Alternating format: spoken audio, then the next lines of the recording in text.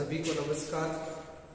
आज पुनः उसी चैप्टर से जहां से हमने पहला लेक्चर खत्म किया था, द्रव्यमान केंद्र की स्थिति। द्रव्यमान केंद्र की स्थिति के लिए हमने क्या फॉर्मूला निकाला था? द्रव्यमान केंद्र की स्थिति का फॉर्मूला क्या आया था? यदि दो कण है तो RCM M1 R1 plus M2 R2 divided by M1 plus M2। आप सभी को ज्ञात है, ये लास्ट में फॉर्मूला आया था। ठीक है, इससे आगे बढ़ते हैं। इससे आगे बढ़ने के दो अंदाज हैं अलग। या तो आप n कणों के निकाय के लिए पहले पता कर लो, फिर अपने ज्ञान के सबके लिए वेग निकाल लेंगे, द्रव्यमान केंद्र का क्या वेग होगा, फिर त्वरण निकाल लेंगे, फिर बल निकाल लेंगे, संवेग निकाल लेंगे, सारी स्थिति पता कर लेंगे। सबसे पहले हम n कणों के निकाय की बात करते हैं। n कणों के निकाय के लिए, n कणों के निकाय के लिए क्या? द्रव्यमान केंद्र, द्रव्यमान केंद्र, उसकी क्या तो स्थिति होगी, केंद्र की क्या तो उसकी स्थिति होगी, क्या उसका वेग होगा, क्या उसका त्वरण होगा, और क्या उस पर बल लगेगा, क्या उसका संवेग होगा। साथियों, आपको एक बात तो समझ में आ गई होगी कि ये सारे काम हमने पहले कर लिए थे। चैप्टर 2 में हम क्या लिखते हैं? सरल रेखा में गति, समतल में गति। वहां पर भी कण की स्थिति पता करते हैं, वस्तु की स्थिति पता करते हैं, वस्तु का वेग पता करते हैं, वस्तु का त्वरण पता करें, वस्तु पर लगने वाला बल पता करते हैं और वस्तु के संवेग की बात करते हैं, जिससे वस्तु के संपूर्ण गति की चर्चा हो जाती है। परंतु इस चैप्टर में नया क्या कर रहे हैं? इस चैप्टर में हम नया क्या कर रहे हैं? इस चैप्टर में नया हम यह कर रहे हैं कि यहाँ पर उस वस्तु को अनेक कणों से मिलकर बने हुए निकाय को माना जाता है। कि एक वस्तु एक सिंगल एंटिटी ना होकर क्या होता है, उसमें बहुत सारे लाखों अरबों करोड़ों जो है कण होते हैं और उन कणों से वो वस्तु मिलकर बनी होती है। यानी इस चैप्टर में हम कणों का निकाय मानते हैं उस वस्तु को और फिर उसका अध्ययन करते हैं, फिर उस वस्तु की स्थिति पता करते हैं, वेग पता करते हैं, त्वरण पता करते हैं। यानी उस वस्तु के अंदर जो द्रव्यमान केंद्र है उसकी क्या स्थिति है, क्या वेग है, क्या त्वरण है, क्या उस पर लगने वाला बल है, क्या उसका संवेग है। 1 by 1 सबसे पहले हम n कणों को एक निर्देशांक के अंदर जमा देते हैं। सपोज m1 द्रव्यमान का कण यहाँ पर है, m2 का यहाँ है, m3 का यहाँ है, m4 का यहाँ है, m5 का यहाँ है। n कणों से मिलकर इस निकाय को माना जाता है। ये सारे के सारे कणों की मूल बिंदु से स्थिति हमको मालूम होती है। एक m1 वाले की R1, m2 की R2, m3 की R3, m4 की R4, m5 की R5, mn की Rn। द्रव्यमान केंद्र सेम टू सेम वही प्रोसीजर अपनाते हैं जो हमने दो कणों के लिए अपनाया था। उसी को पैटर्न को दोहराते हुए हमें जो RCM मिलता है, वो फॉर्मूला मिलता है। ज्यादा समय न खराब करते हुए मैं डायरेक्ट पॉइंट पे आता हूँ। m1 R1 plus M2 R2 dot dot dot mn Rn divided by सबका द्रव्यमान क्या कर दो, जोड़ दो। ये क्या आ गई? उन सभी कणों के कारण एक ऐसा बिंदु होगा जहां पर उन कणों से मिलकर जिस वस्तु का निर्माण होता है उसका द्रव्यमान केंद्रित होता है। ठीक है, अब ये द्रव्यमान केंद्र की स्थिति आ गई।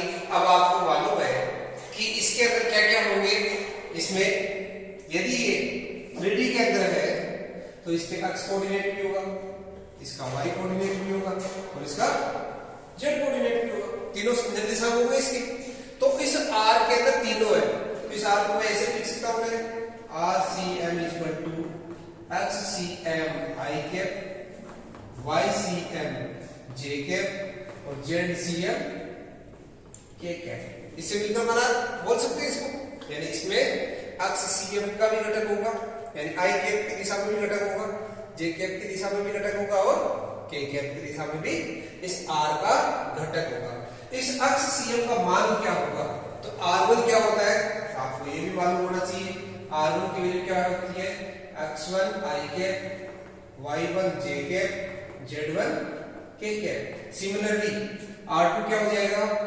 r2 equal to x2 i, y2 j, z2 k cap. और rn क्या हो जाएगा? xn i, yn j, zn k। ये सारे के सारे मान कहां पुट करोगे? इस इक्वेशन 1 में पुट कर दोगे। देखो क्या होगा भी, सारे मान जो है इक्वेशन 1 पे पुट करने पर, समीकरण 1 में ये मान रखने पर क्या हो जाएगा? RCM is equal to XCM I cap, YCM J cap, ZCM K cap बराबर M1 x1 से गुणा हो जाएगा, x1 i, y1 j, z1 k। Similarly M2 क्या हो जाएगा? x2 i, y2 j, z2 k। और ये हो जाएगा Mn xn i, yn j, zn k divided by M1 plus M2 plus M3 plus Mn। अब इसको मैं नेक्स्ट कैसे लिख सकता हूं? इसको कैसे लिख सकते हैं? देखो, इसको लिखने के लिए क्या करेंगे? आई वाले सारे एक साथ लिख देंगे। आई वाले सारे एक साथ लिख देंगे तो क्या हो जाएगा? RCM equal to,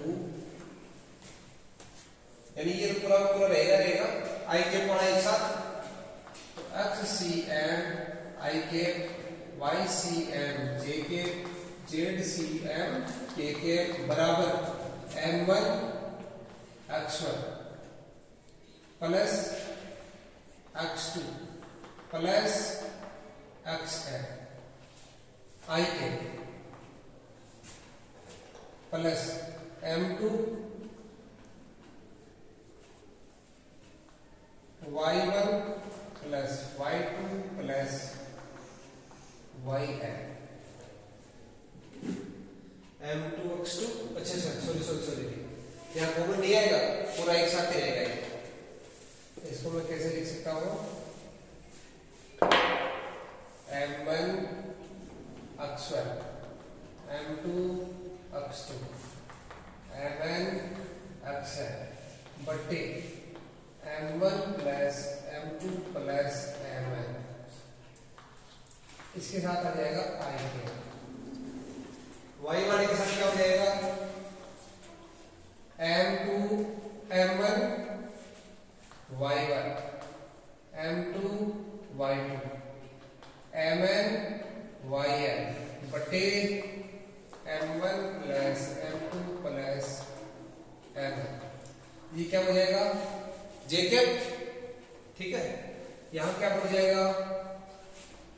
M1 Z1, M2 Z2, Mn Zn बटे M1 plus M2 plus Mn। ये क्या हो जाएगा? K cap. तो इस तरह से आप बाएं से दाएं दोनों पर कंपैरिजन करोगे तो क्या बढ़ जाएगा? XCM बराबर M1 x1, M2 x2, Mn xn बटे M1 plus M2 plus Mn। गणित में एक बहुत ही आसान सा टूल होता है अपने पास में, जिसे बोलते हैं समेशन, जोड़ना। और जोड़ने का जो टूल होता है वो होता है ऐसे, सिग्मा बोलते हैं इसे, समेशन। तो इसको लिखने के लिए क्या लिखेंगे हम? Mi xi, आई की वैल्यू कहां से शुरू हो रही है? 1 से n बट्टे summation i is equal to 1 to n, यहां नीचे क्या आ जाएगा? n। तो ये क्या होता है? ये एक जनरलाइज्ड टर्म होगी किसके लिए? XCM के लिए। इसी प्रकार किसके लिए हो जाएगी? CM के लिए और ZCM के लिए। तो YCM क्या हो जाएगा, YCM बराबर, मैं जनरलाइज लिख दूं वो वैसे वैसे आएंगे यहाँ पर। तो summation I equal to 1 to n mi yi बट्टे summation I equal to 1 to n mi। ऐसे ही ZCM क्या हो जाएगी, इसी प्रकार ZCM बराबर summation I equal to 1 to n mi zi बटे समेशन I की वैल्यू यहाँ पर भी 1 से n जाती है। इस प्रकार हमारे पास द्रव्यमान केंद्र के जो n कणों से मिलकर एक निकाय बनता है। निकाय का मतलब कोई वस्तु हो सकती है, कोई भी वस्तु, टेबल, कुर्सी, ये पंखा, कुछ भी हो सकता है, बोर्ड हो सकता है ना। जो भी वस्तु n कणों से मिलकर बनी है उसके कोई द्रव्यमान की जो स्थिति है, द्रव्यमान केंद्र जहां स्थित है उसके तीनों निर्देशांक अपने पास आ गए हैं। एक तो ये एक्सियम, YCM और ZCM। इन तीनों की मदद से हम ये बता सकते हैं कि इस वस्तु का द्रव्यमान यहाँ पर केंद्रित है। और यदि हमें ये पता चल जाए, बहुत ही अच्छी इंफॉर्मेशन अपने को मिल जाती है, उस द्रव्यमान वाली वस्तु का केंद्र जहां पता चल गया, आपको वहां से उसको पकड़ना, वो संतुलित हो जाएगी, है ना। वहां से उसको उठाना क्या रहेगा, आसान भी रहेगा, क्योंकि सारा सारा द्रव्यमान का वहीं पर ही है। तो सर्कस वाले ऐसे करते हैं, साइकिल को उठाते हैं, तो साइकिल को उठाने के लिए क्या करते हैं, कोई द्रव्यमान केंद्र को सेट करते हैं कि हाँ इस ओरिएंटेशन में यदि इसका टायर रहेगा तो द्रव्यमान केंद्र यहाँ रहेगा, इस ओरिएंटेशन में रहेगा तो द्रव्यमान केंद्र यहाँ रहेगा। और उस द्रव्यमान केंद्र पर वो उसको वस्तु को उठाते हैं, वो आसानी से वहां से उठ जाती है, क्योंकि सारा का सारा बल उस द्रव्यमान केंद्र पर ही लगता है। ठीक है, नेक्स्ट टॉपिक में मिलते हैं नेक्स्ट लेक्चर।